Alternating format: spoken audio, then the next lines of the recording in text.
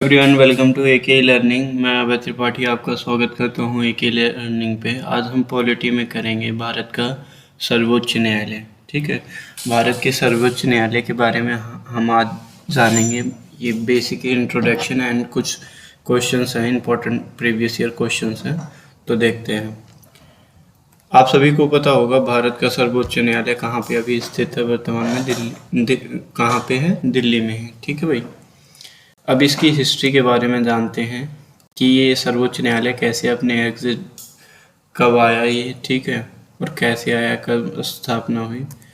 तो सबसे पहले 1773 में रेगुलेटिंग एक्ट आया। हमें पता, आप सभी को पता है कि भारत ब्रिटिशों का गुलाम था, ब्रिटिशों का गुलाम था। ठीक है भाई, तो क्या हुआ, तो इसको स्मूथली चलाने के लिए क्या किया उन्होंने, वो रेगुलेटिंग एक्ट भेजते थे कि ताकि यहाँ पे उनका जो राज्य है वो आराम से चल सके। तो अब उन्होंने क्या किया है कि भाई 1773 में रेगुलेटिंग एक्ट आया, जो वहाँ से क्या हुआ कि सुप्रीम कोर्ट की संस्थापना हुई। ठीक है, और कहाँ पे हुई? कोलकाता में हुआ था। प्रथम जज कौन थे? सर एलिजा एम्प थे। ठीक है, अब देखो, वर्ष 1947 में भारत को स्वतंत्रता मिलने के बाद 26 जनवरी 1950 को संविधान लागू हुआ। ठीक है, साथ ही क्या हुआ, साथ ही सर्वोच्च न्यायालय भी अपने अस्तित्व में आया। ठीक है, और इसकी पहली बैठक आपसे पूछा जाए, पहली बैठक कब हुई? 28 जनवरी 1950 को हुई। ठीक है भाई,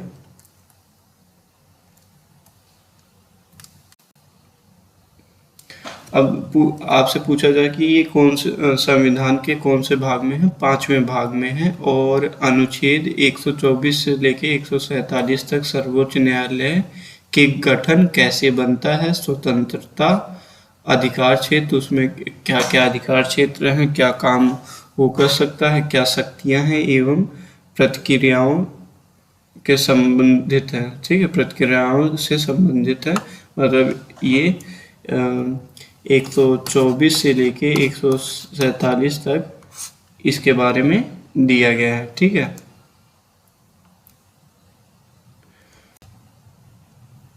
भारतीय संविधान में जैसे हमने बता दिया, भाग 5 में अध्याय 6 में है, के तहत सर्वोच्च न्यायालय का प्रावधान किया गया है। ठीक है, अब आपसे पूछ ले कि प्रथम जो आज़ादी के बाद प्रथम मुख्य न्यायाधीश कौन थे? हीरालाल जी। ठीक है, ये थे।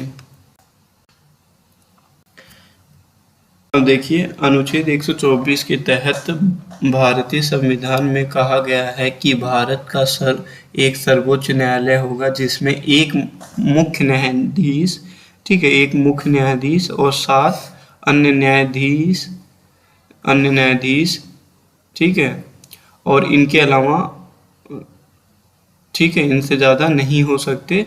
बट उसमें ये प्रावधान ये भी है कि संसद अन्य न्यायाधीशों की संख्या निर्धारित कर सकता है। ठीक है, ये गलत है, यहाँ पे निर्धारित नहीं कर, ठीक है, निर्धारित कर सकता है। ठीक है, संसद, जैसे संसद क्या है, मुख्य जो हमारे संविधान में लिखा गया है कि एक मुख्य न्यायाधीश होगा और प्लस 7 होंगे, टोटल 8 ही हैं अब। लेकिन तो क्या है कि संसद क्या कर सकता है कि संसद कानून बना के इसमें मुख्य न्यायाधीशों की, मुख्य नहीं, अन्य न्यायाधीशों की संख्या को बढ़ा सकता है।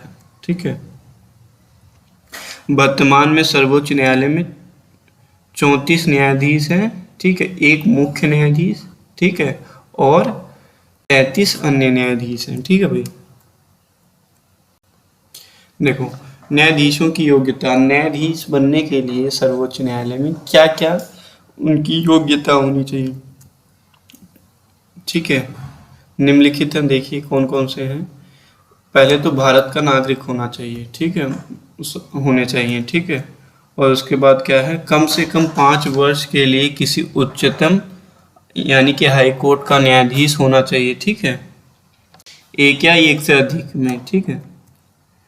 और क्या है, 10 वर्षों के लिए उच्चतम हाई कोर्ट में एक या एक से अधिक न्यायालय में वकील हो, लॉयर हो, अभिवक्ता हो होना चाहिए, ठीक है। या तो क्या है कि राष्ट्रपति की दृष्टि में वो क्या हो, उसको उसको लॉ की बहुत जानकारी है, राष्ट्रपति को ये लगे, ठीक है, न्यायवादी लगे, तो वो कर सकते हैं राष्ट्रपति जी, ठीक है। अब देखिए यहाँ पे क्या है, ये या का मतलब होता है या तो ये हो या ये हो या ये हो, ये तीनों क्वालिटी में से कोई एक हो, और उसके बाद एक या एक से अधिक भी हो सकता है, और ये भी कंपलसरी है, ठीक है। अब देखिए हम कुछ प्रीवियस ईयर क्वेश्चन कर लेते हैं। जैसे सर्वोच्च न्यायालय के प्रमुख न्यायाधीश कौन थे, ठीक है भाई। तो यहाँ पे देखिए, यहाँ पे प्रमुख न्यायाधीश कौन थे, ये स्वतंत्र भारत के बारे में पूछ रहा, तो हीरालाल जे कानिया थे, ठीक है। सर्वोच्च न्यायालय के पद पे सबसे लंबे समय तक कौन थे, सबसे लंबे समय तक कौन थे, आप लोगों को पता, किस किस को पता है बताइए। व्हाइट वी चंद्रचूड़ जी थे, कौन थे, ठीक है,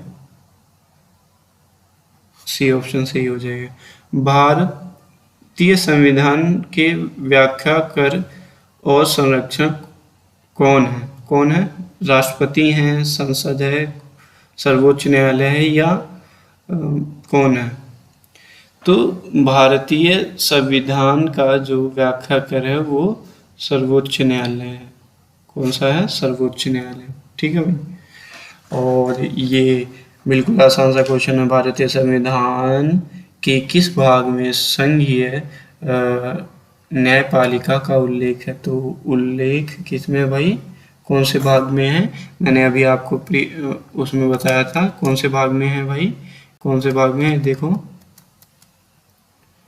भाग 5 में, किसमें है, भाग 5 में, ठीक है, किसमें है, भाग 5 में है ना, ये रहा, ठीक है,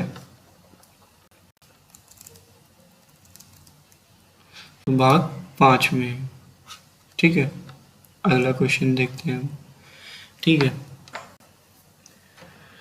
संविधान के सर्वोच्च न्यायालय में मुख्य न्यायाधीश के अतिरिक्त कितने न्यायाधीशों की व्यवस्था है, तो कितने न्यायाधीशों की है, 2, 5, 7, 9, तो कितने हैं, 7, ठीक है। और उसके बाद उच्चतम न्यायालय के न्यायाधीशों की संख्या बढ़ाने की शक्ति किसके पास है, इसको हमने अभी डिस्कस किया था, किसके पास है, संसद के पास है, ठीक है। भारत कार्यवाहक मुख्य न्यायाधीश की नियुक्ति कौन करता है भाई, कौन करता है, तो राष्ट्रपति जी द्वारा किया जाता है, ठीक है, किसके द्वारा किया जाता है, राष्ट्रपति जी के द्वारा, ठीक है। सर्वोच्च न्यायालय के न्यायिक कामकाज के लिए किस भाषा का प्रयोग किया जाता है, किस भाषा का प्रयोग किया जाता है, हिंदी अंग्रेजी या उर्दू, तो अंग्रेजी, किसकी बात की जाती है भाई, अंग्रेजी, ठीक है।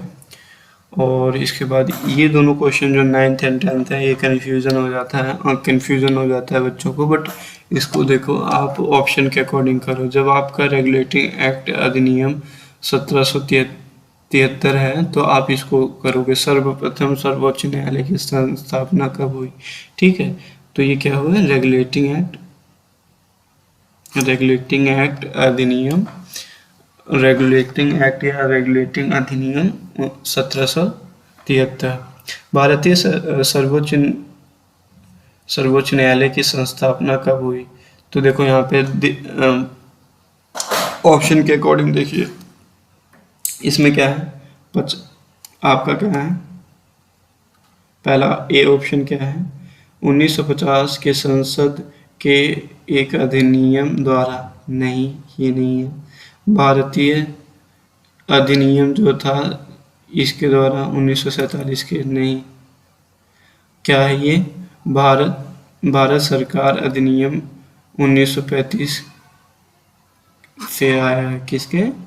भारत सरकार अधिनियम 1935 से, ठीक है। भारतीय संविधान द्वारा ये भी नहीं है, ठीक है। तो इसका क्या हो जाएगा? 1935, ठीक है। आई होप आप लोगों को ये वीडियो अच्छी लगी होगी। Thank you very much.